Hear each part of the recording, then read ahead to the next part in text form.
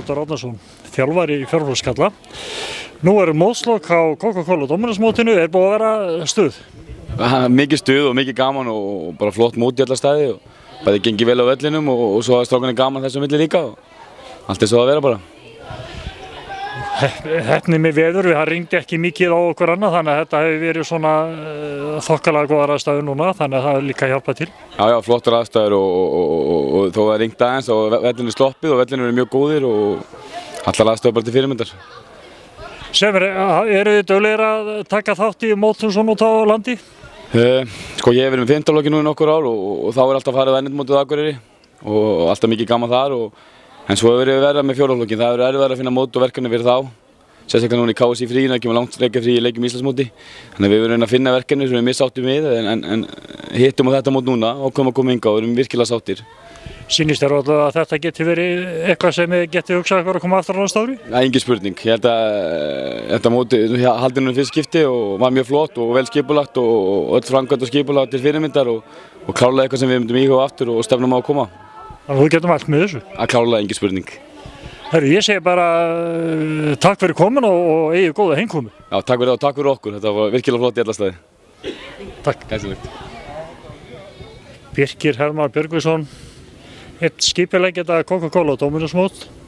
Byggir nú á móti búið. Hvernig gekk? Það gekk bara mjög vel og ég held að flestir fari sáttir hérðan. Og bara vona það allavega. Og bara skipulagið gekk mjög vel upp og við vorum heppnir með veður. Það ringdi ekkert á okkur eða neitt svoleiðis, þannig að bara mjög ánægður með hvernig það fór. Hvað mættu mörg félög og lið til leiks? Það voru 28 lið og 18 af því voru strákalið, 10 stelpulið og þetta var frá 12 klúbbum. Byggi, þetta mót sem að þið sýnist eftir þetta fyrsta mót að þetta sé komið til að vera?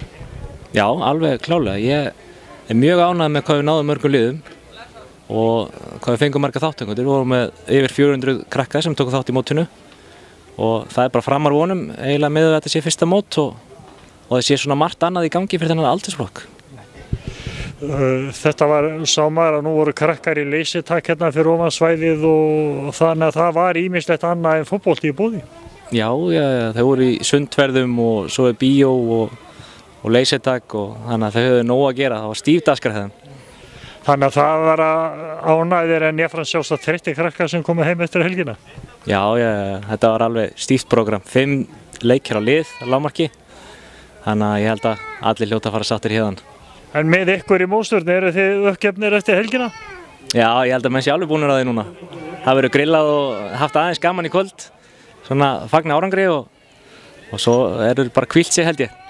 Og þú væri alveg til í næsta mót bara innan tíðar? Á næsta ári. Byggi, bara enn og aftur bara til hamingju með flott mót og þetta er þetta ekki eitthvað sem við mögum bara treysta að vera á næsta ári? Jú, alveg pottþétt.